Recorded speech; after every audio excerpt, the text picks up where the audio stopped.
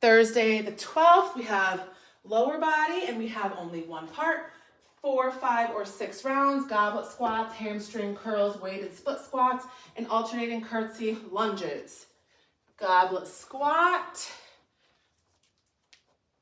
It's very sad how much of my body cracks every time I do a squat. Hamstring curls.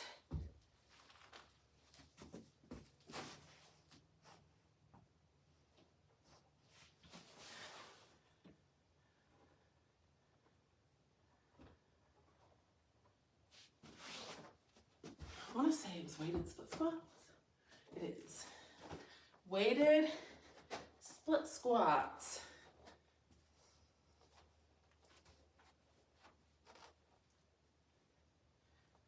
And you also have to do the other side.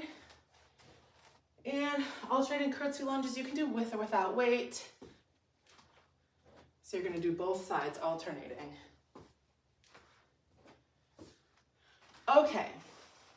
Goblet squat. So goblet squat is a weighted squat.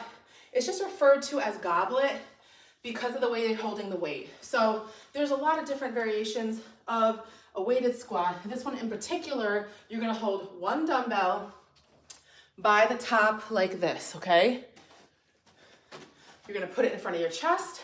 I actually like to rest it on my chest, so I'm not actively holding it out here and working my arms when I'm not trying to.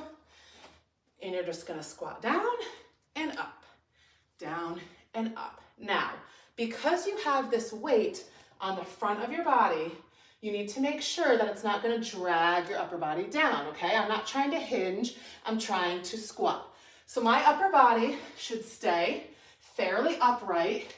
It shouldn't come down, it shouldn't fold just because I have the weight, okay? So if your weight is too heavy, lower the weight, but you shouldn't be folding or leaning forward because of the weight. Now, if you have to tap and go, you can tap and go. If you have to full sit, you're still gonna do the same thing. Hold the weight on your chest, sit, don't sink back into your chair like this. Just stay with nice posture, stand, sit, stand, okay? So this is actually called a box squat, but that's your modification if you have to do a full sit.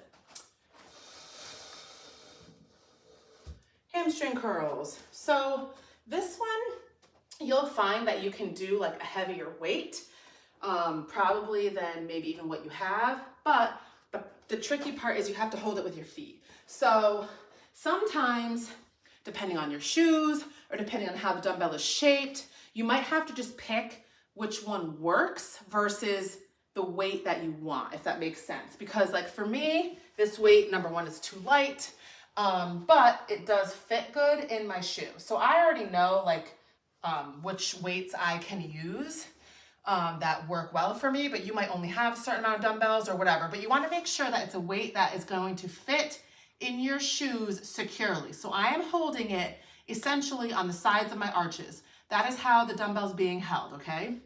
So if you can't hold it like this, you can't use it because as you move up and down, it's gonna fly out or whatever. So you have to come up, down, up, down. Now the other problem is the heavier your weight is, the bigger your dumbbell is. So the bigger your dumbbell is, the farther away from the floor you're gonna end. So if you have a big dumbbell, you might end here, here to here, which is okay. It's just a lesser range of motion because this dumbbell's small, I can go all the way down here before it hits the ground, okay? So if I had a bigger one, again, it might be up here. This one is tiny, so I can go all the way down.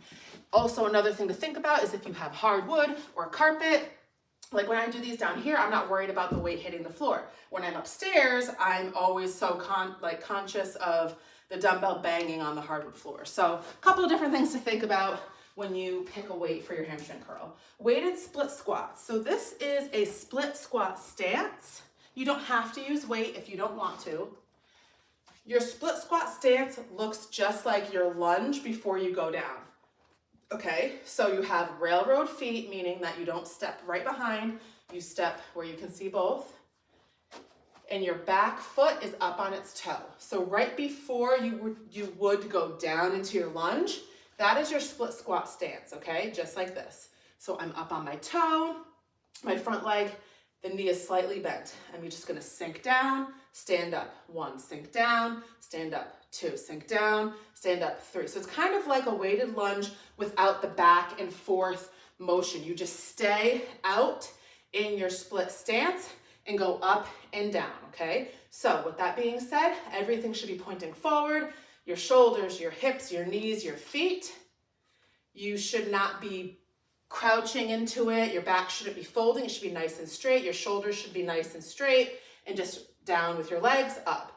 90 degree, 90 degree, up, 90 degree, 90 degree, up, okay? Something very similar to that. And again, you do not have to use the weight. And then lastly, we have curtsy, alternating curtsy lunges. Again, you can use weight, you don't have to. I like to hold a dumbbell in each hand, even if it's light, just because I like to, okay? So your curtsy is just how it sounds. A curtsy lunge, okay? So you step diagonal behind, down, return.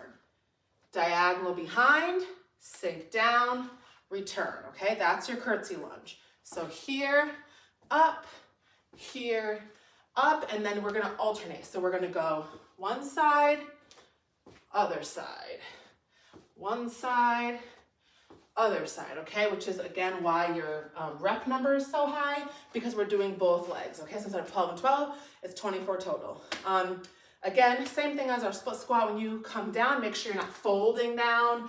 Your back shouldn't be moving at all. All that should be happening is your legs sink down, they come up. They sink down, they come up, okay? And you are going to obviously be a little bit twisted, because the way that when your foot goes diagonal behind, it's gonna rotate your hips outward. That's fine. They shouldn't be facing forward. And if you do have, like if doing that, you find yourself off balance, then you can go ahead and split it and do all 12 and then switch 12 on the other side. You could even hold on to something if you need to while you do it. Otherwise, just do alternating.